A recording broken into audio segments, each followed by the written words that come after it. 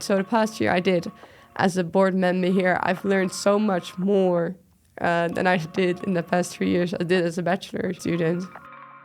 As we're a board of 9 people, we have 5 people in Enschede, but the other 4 members are stationed in Nijmegen, which is quite far away, so communication is one of our biggest problems for sure.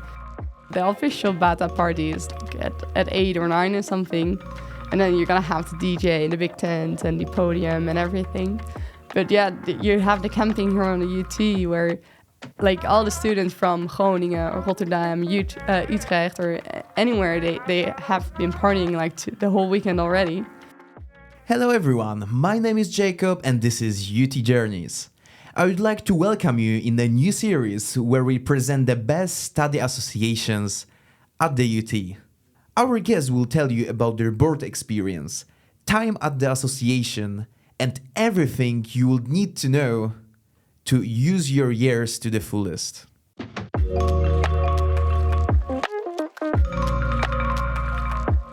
Today we will talk with Zoëlle van Bommel, the chair of Batavierenrace. Bata is the largest rural race in the world, taking place in the Netherlands.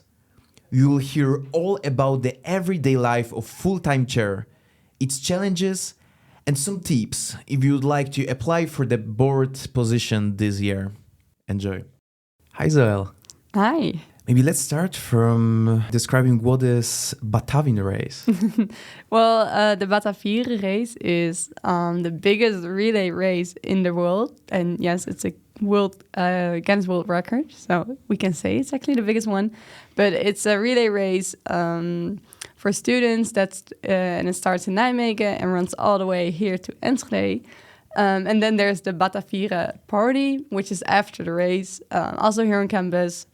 And yeah, there's just going to be a big party celebrating that like 350 teams have run 175 kilometers. So that's like a small summary of what the Batavierenrace is. So yeah. And do you know how it's originated? I do. This year is the 52nd Batavierenrace. So the first one was 52 years ago, which is in 1972. And it originated from a group of Dutch students who went to Sweden, and they saw something like a relay race for students running quite far, and they thought like, oh wow, that's pretty fun. We should bring that to the Netherlands. So they did, and actually the first Batavierenrace went from Nijmegen to Rotterdam. But then after the first year, they found out like, oh, that's quite hard with infrastructure. Like there's a lot of roads there, and like setting off all those roads to Rotterdam is quite difficult. So let's move it to the east, because there you have all the farmland, and then it's way more easier to set up the roads and like let 8,000 people run through that road. So that's like from the second year on, they changed it to Enschede, and that's basically how it originated.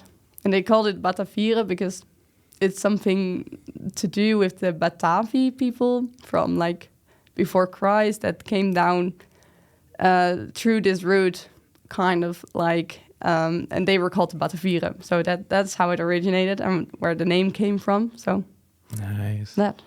Nice. And how does the schedule look like there? I heard that you're starting in the night and you're running in groups. Yeah. You run with 350 people at once.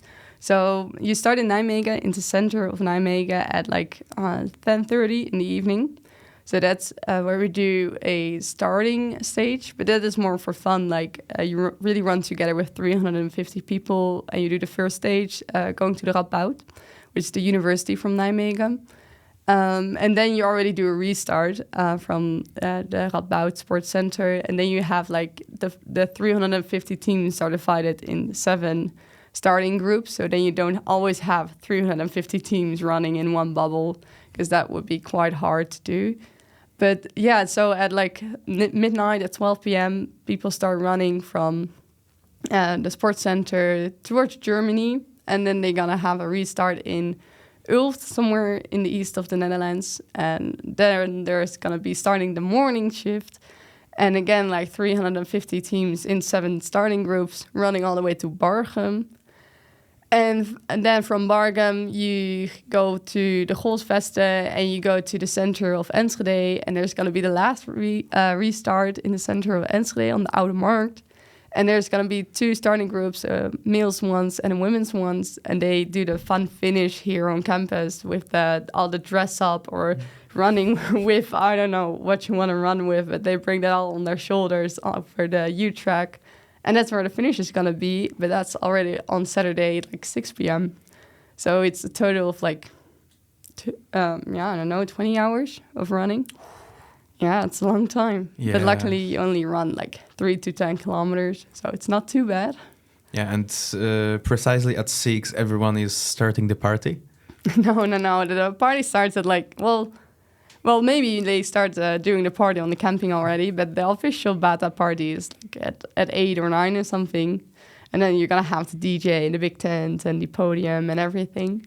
But yeah, you have the camping here on the UT where like all the students from Groningen or Rotterdam, Utrecht or anywhere, they have been partying like the whole weekend already. So you could join a party over there for sure. Nice. And what is the process of application? How you can get to run? Well, you run via an association, for example, your study association or your sports association, or sometimes even the houses come together and want to do it together. Because we open up the registrations around November, somewhere second week of November, and then we open up the registration. And then someone has to apply for a team. Like, for example, the association is going to say, like, oh, with our association, we want to apply for 2 teams, and you have to register twice, of course. And, well, that's basically it from our part, because then there is space for 350 teams, for sure. So if there's going to be more than 350 teams registering on the first day already, which didn't happen in the last years, but was happening like 10 years ago, then there's going to be like some kind of lottery, so everyone has a fair chance to be part of the race.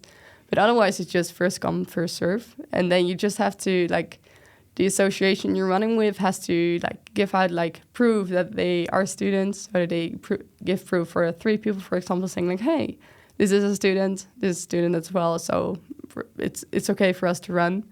And then you pay, and that's it. And then you just come on the 24th and 25th of May and start running, like... It's easy like that. And only students can do so? Yeah, basically. We do have some company teams because they are kind of like our sponsors, and then they pay as a company to be part of the team.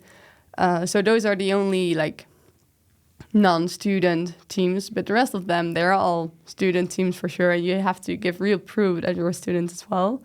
Because we have 2 kind of competitions, or well, 3 if you count the company one as well. But besides that, we have like the general competition and we have the university competition. So the university competition is a bit more serious because every university can apply 1 team. So for example, the UT has a team together with Saxion, and they have to give proof that every single one of them is a student. And those are teams that are quite good and quite well trained in comparison to the general competition, where there are more students that just like to run or be part of the race, but not really actually are really good at running, or they could be, but mostly not really. And for those, you only have to give like 3 proof of student. Yeah, for those fast university students, how fast they are running? I must say that I don't know the times from the top of my head, okay. But I would say that they often have like, you have to run a minimum of 5 minutes per kilometer. So that is like at least 12 kilometers an hour. That's the minimum they set for themselves because they want to have the fastest runners from their team, because the universities can be quite competitive with each other, saying like, oh, this year Groningen won, but like, no, like Enschede has to win, you know? So they set the limits themselves, but they're pretty fast, like easily 14 kilometers an hour. Nice. Yeah. Nice. Yeah, I would say so too. And right now, maybe moving to the board part. You're a chairman there. Correct. I'm the chairman this year, and only for 1 more month, and then we're looking for a new one.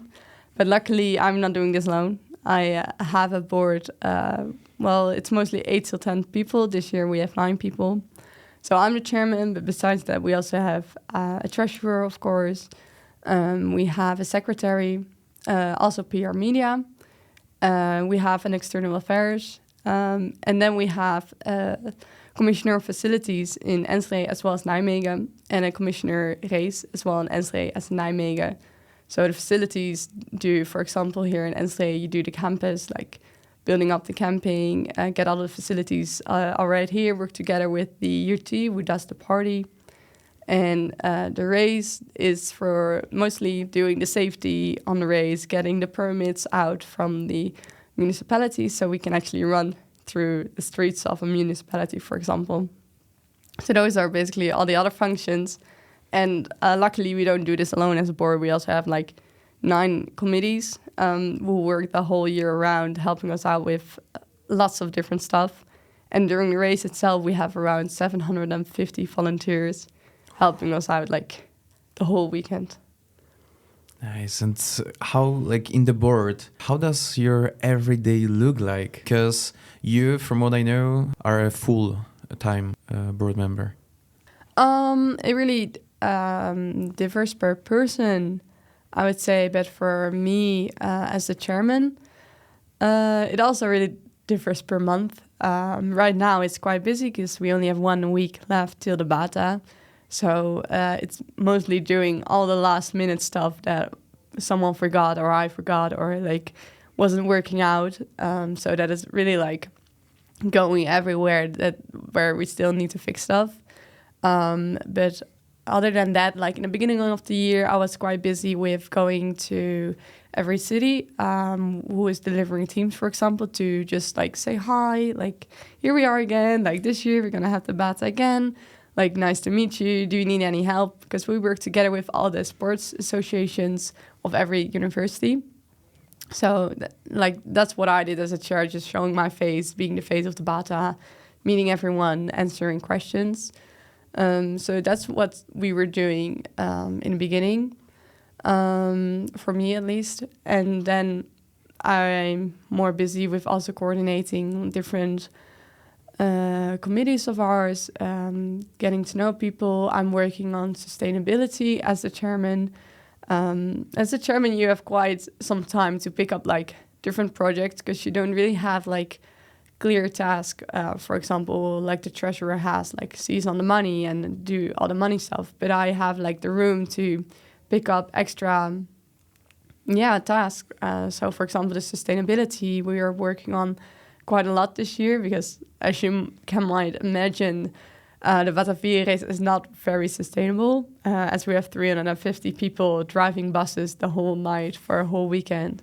It's not really something you can say, oh, that's very sustainable. So I picked up this project of doing a project on the Radboud with, it's a class called Responsible Innovation. And I gave them a classes like saying like, okay, this is a problem we're having with the Bata. Please solve it for us. So I was working together with that class quite a lot, hoping they can give us some creative solutions, like how to become more sustainable for our event. So those are the kind of projects you could pick up, which I would say is quite fun. And besides that, as a chair, I'm picking up everything that someone else cannot really be doing. I'm setting up the meetings. I'm have the contact with the foundation board, so the people from the UT and the Radboud. I talk to them. I try to solve money problems because we, as many other associations, of course, have the money problems. So that is basically what I'm doing day to day, like all kinds of tasks, to be honest. Yeah, that's a lot of knowledge and experience that you're getting from that. Yeah, for sure. Like that's the most amazing thing. Like you can get experience from like everything, because you're so free as a chairman, you can pick up tasks that you find interesting and put like your energy in that and get the knowledge from there. Like so, that's one of the plus points I would say as a chairman. Yes. And what are the challenges that you encounter? You personally and you as a board? I think as a board, for sure, it is quite hard because we are divided in two cities. So as we're a board of 9 people, we have 5 people in Enschede, but the other 4 members are stationed in Nijmegen, which is quite far away. So communication is one of our biggest problems for sure. But that is like a problem within the board. Like, how do we communicate together? How do we make decisions that has to be made together? And we have quite some functions within the board that have to work together. For example, we have the Commissioner of Race Enschede, but also Commissioner of Race Nijmegen. They have to do a lot together, but that can be quite hard if you're not together. So you would always have to call or meet up together, which takes quite some time, traveling 2 hours that way, 2 hours back. So I would say that is quite hard as the board working together. And then like as the board as a whole, the biggest problem I think would be like getting the race there, because we have the route that is pretty set. Like every year it's quite the same, but there's always like the municipality working on the streets, and then the roads are just gone, for the race, and you would have to change the routes, get new permits, or something happened last year during the Batavierenrace, and you have some angry citizens that are not very happy with something that happened, and then you have to solve that. So there's a lot of talking with a lot of different people that can be quite hard to coordinate. Yeah, I can imagine for such a long distance, especially. Yeah. I remember that last year, I think 2 weeks before the race, they got notice saying like, hey, by the way, the road that you want to go on, it's not working, it's blocked. So you have to go around. And then 2 weeks before the race, you have to change up the whole route, communicating everything to all the participants. You have to change your maps because we have to print out the maps like physically, because you are not allowed to be with a phone on the bike. Therefore, we have to print out everything. But 2 weeks before the race, you already have the routes printed. And then you have to change everything again, which can be quite annoying. I can imagine. You're getting this kind of the message just 2 weeks before. Yeah, it would stress me out for sure as well. But this far, we have 1 week left before the Bata. There are not any major changes just yet, so let's hope, fingers crossed. Will be good. Be good. And also, if it comes to the committees, what kind of the committees do you have? We have quite some. We have 9 committees, and 7 of them are active during the race. So, of course, we have the Bata Media committee, which does the media, doing the Instagram takeovers, the last month before the race. Doing the interviews. We also have the Bata Radio, which is radio during the race, and so that's one of our committees. We also have the Internet Committee, who's doing our website, making sure everything works when you register there. That the website is just working. Then we have a committee doing the time registrations, because everything you see during the race is made by ourselves. So nothing is bought or anything. It's made by our committees or us as a board. So we have a committee for that one. We have the the committee that does the communication through Portos. So they communicate. They have a station here on the UT during the race, and we have ourselves 40 fans in the race. For example, first aid fans or the building fans or anything, and you have to coordinate those people. There's a problem there, so there's a fan going over there, and there's a committee doing that during the race, coordinating everything. We have the race secretariat who is giving out penalties. So, for example, if a team is doing something wrong during the race, something that they're not allowed to do, then the race secretariat is giving out a penalty, saying, okay, you get 30 seconds extra on your running time, for example. And then we have the race officials. That's the committee that takes over the race from the board. So we don't do anything during the race anymore as a board, but the race official can make all of the choices at that point. So if there's something bad happening, like a casualty or something, or there's bad weather, then the race officials are the ones that can say, okay, we break down the race, it's not happening anymore, or we're just stopping the race for an hour and we'll see what's happening. So that's quite an important committee, I would say. And I'm sure I'm forgetting a few now, so I'll hear that later on from the committees I'm forgetting. But yeah. those are some of ours. Yeah, but for so many committees, I can imagine that's a hassle. Yeah, so it turns out that you as a board are not active during the event itself. That's correct. Like, luckily, we're not. Because, we're 9 people that gave out a year of our student life doing the board, working 40 hours a week, or if you're doing part-time, 20 hours a week. So you want to enjoy the weekend you've worked for so hard. So you could do some work, pick up some work during the race if you'd like so. But at Friday, 10 a.m., that's the moment we give out our keys, give out our, everything, all our stuff, our computers, and then our hands are free and we can do whatever we like to. We raise the flag of the Bata at the letters of the UT, and then we're just going to enjoy the whole weekend. But sadly on Sunday we do have to clean up, so that's a bit sad. Oh, so that's still nice to have, nice to see entire event like that when you know that everything has been already set, everything will be prepared, and let it be. Yeah, well, I'm also pretty sure that there must be 100 of things that we forgot to do, but at least we won't be contacted anymore to solve the problem. So if you think that's a task that I would have to do before the race, but I really don't like to do so, you can just not do it, and then your committees would take over and fix the problem for you. Amazing. Yeah. But don't tell that to the committees that we do that. So. Do you have any funny stories that you would like to share? I would say that it is not obligated as the board to really enjoy the running. That's something that is a misconception that a lot of people have, that all our board members or all our committees, they really like running, because we do not. Some might, but there are also many that do not like running. So we had a symposium a few months ago, where we invited this guest speaker. She was a woman who was writing books about how to run a marathon, giving the facts and the fake news about running a marathon during the running.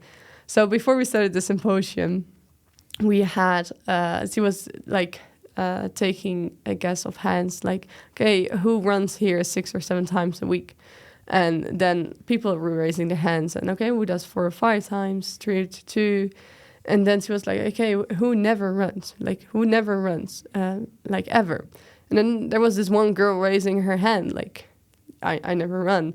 And then the guest speaker asked her, okay, but then what are you doing here? If you don't like running, what are you doing here? And then she said, yeah, I'm the board of the Bata, so I have to be here because it's our symposium.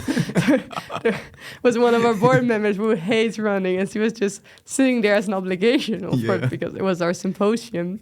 But then, the whole room was looking at her why are you sitting here? It's yeah, I have to. I'm the board of the Batavierenrace, so yeah.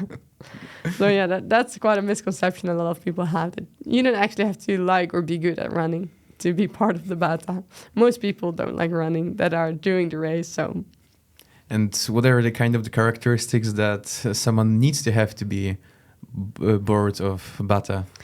Well, I don't think it's quite different from any other board. You have to be motivated. You have to like organizing stuff, so you have to be organized yourself because you're doing a lot of logistics. That you have to coordinate. So for sure, you need to be motivated to give the time, put the time in, make the list, be very clear with everything. So, but I guess a lot of boards have that you have to be a motivated person that would like to put in time. The only difference I would say is that the Bata is an event you're working towards, and for example, study association board is day-to-day tasks. So. I think the Bata board more is still all the coordination, all the logistics, all the making, all the work towards one point of time. It's only getting more. You start with your board year, and then you can think oh, that's quite easy. Okay, I can do that. But in the end, everything is coming together, and you have to make sure all the logistics are in place and everything is okay. So. That for sure, you have to be very good at planning. And do you need to be Dutch speaker, or do you need to be Dutch or speak Dutch to join the board? That's a very good question, because for our committees, for sure not. We have international people in our committees, but in our board, the past 52 years, I don't think we've ever had an international in the board.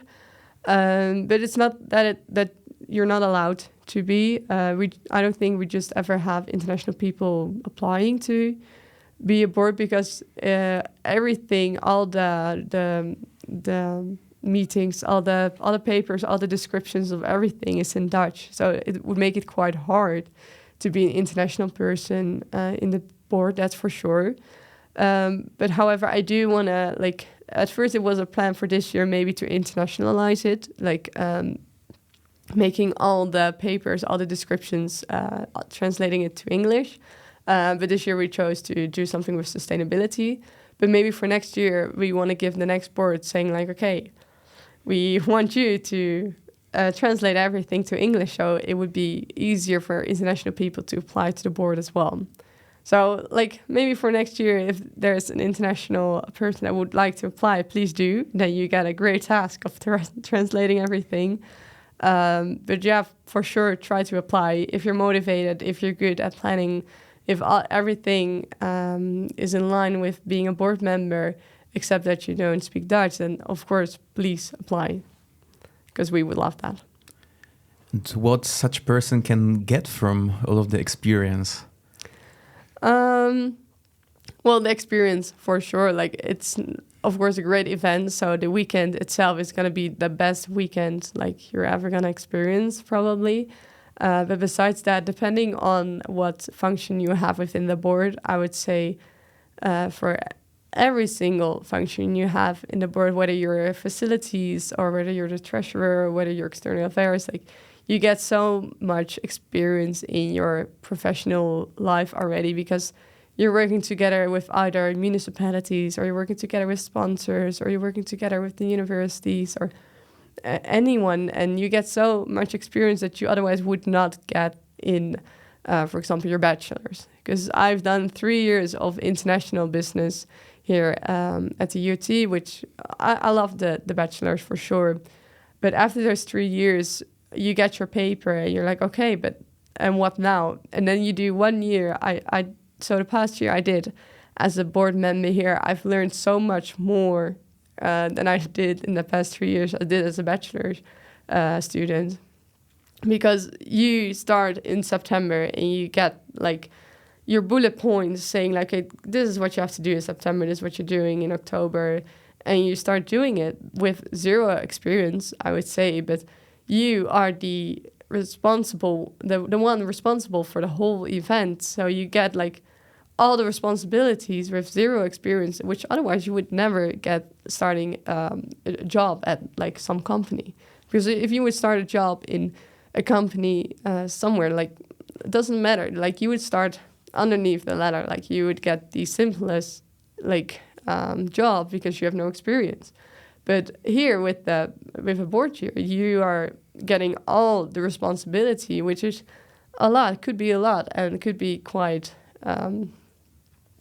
quite difficult. But it is so awesome to be allowed to do that, to be able to do it, and to get that experience, because that is the way you get to experience everything. So yeah, that's for sure like the best thing I got out of my board chair. Yeah, and also all of the connections with the companies that you're that are sponsoring the entire event. Yeah, for sure. Like, it's the universities you get a connection with, it's the municipalities you get a connection with, it's the sponsors, the other companies that you get a connection with. Like, so many people you're working together with, like, and the connections you get and the things you get to know and get to experience. Like, it's awesome. It really is. Nice. And you're doing the full-time board, but you mentioned that some of the board members are also make it part-time. How does it work? That's correct. I'm doing a full-time year because I'm the chair, and I think that is one of the few functions that would be hard to do as a part-timer. But like, for example, we have two commissioners of external affairs. So they are both part-time because they study besides it or work besides it. And it is quite easy. If you have to, you can both do part-time. Easy like that, you can divide it. And I think pretty much all functions could be divided in doing part-time because, of course, as a treasurer, you would be in charge of the money and there are certain tasks stuck to that. But a lot of the other tasks can easily be shifted to different functions. So whether you want to do it full-time or part-time, you can quite easily divide it. I would say, though, that or PR media would be full-time as well. Although you could also divide some of those tasks to someone else. So that's quite easy. It really depends on what you want yourself. Although I would say that in the last month before the event, you would need extra time for the BAT because if you want it or not, you're gonna put more time into it because everything is starting the month before and you just have to be there every day, working on it every day, or at least you're thinking about it every day. So I can imagine. Yeah. And for those people who are doing it part-time, is it easy to balance it actually with the study? If I have to believe my other board members, it's quite hard because you want to put all your time into the event. So automatically you're putting your time into the event and you kind of prefer putting your time into the event because everyone is going to be in the office. Everyone is working on it. The committee members are coming by. There are people doing stuff for you. So you want to be there, experience it as well. In the beginning, for sure, it is quite easy to balance with your studies, for example, or with working. Depends a bit on what function you have. But it is easy in the beginning. But the last few months, it can be quite hard to balance. So then, of course, it's up to yourself that you have very strict things with yourself, saying okay, I'm doing 8 hours today. After that, tomorrow, I'm doing full day of school. So you have to be very strict with yourself. If you can do that, then it can be, of course, easy to balance. But yeah, you need planning skills for that, for sure. And for anyone that would be interested in joining either the board or committees, where they can find the information about it or how they can apply? Well, there are multiple ways. You can send us a DM on Instagram, then you will get pointed to the right direction for sure. You can come by one of our offices. So here in Enschede, we're located in the Bastille, the 3rd floor. We have an office there. You can just come by, say hi. Or in Nijmegen, you can go in the sports center in the Ondergang. You can go by there as well. Or you can just send us an email. You can find our email addresses on the Batavierenrace.nl on our website. And there you can find all information of being a volunteer, being a committee member, or being the board. Everything is on there. And everything will be also in the description. Good. And what is the process of application then? How do you choose the board members or, for example, committee members or volunteers? Depends. So, for example, volunteer, basically everyone can do that. We're not choosing anyone specific based on your skills you have. Only we have certain coordination tasks. Those are people that we know because they've done it multiple years. So you cannot just become a coordinator as easily. We have a bit more contact with that one. But for the rest of the volunteers, you can just apply and say, hey, I have time then and I would love to help out. And we just contact you saying okay, sure, come by. We would love that. But then for committee members, you can do it through us, saying hey, I have interest in being part of the committee, Bata Media, or be part of the EBART. You can just contact us and we will bring you in contact with the committee. And then they can explain okay, what is part of it? What do we expect from you? What skills do you need to have? Or you can just go to the committees yourself, but that is maybe a bit hard because you don't have the contact info of them. Only for the race officials, you cannot just apply. You have to be asked to be part of that committee, but that is all done quite internally. So you still can just find us and ask the board. And if you want to become a board member, we're doing like some interest lunches or having drinks together. You get to meet the board, and then you can ask all your questions. And if it's a nice fit, you can actually apply. You just send your motivation letter or your CV. You send it to me, actually. And if it looks good, we invite you for a conversation, and we're just gonna give you like some questions like, okay, this is, for example, a problem that could happen with the board. How would you solve this? We would have just some conversation if you would be a fit. And if you are, you're gonna get invited to be part of the board. So yeah. Do you have maybe any tips for the people what to concentrate on? A tip for the conversation that they're gonna have, not really. Like basically have some experience with the Bata, so know like maybe how it kind of works. So for example, in my year when I had the conversation and I applied, I got the question like, okay, we have this restart, and it's on a location, and we have to rent the restart, but it's getting more expensive and more expensive because they know they are the only person that can accommodate this restart for us. So they're putting up the price. So how are you going to solve that? And then you have to just be creative and think of something, or at least have ideas. Like, you don't have to give the perfect answer. You shouldn't say, I don't know, because then it's going to be a hard year if you don't know. Like, just come up with ideas, try to work it out. And we just want to see how your brain works. Like, what would be your first action you'd do if you get a problem, and how would you solve it? Yeah, think about it. Think about it.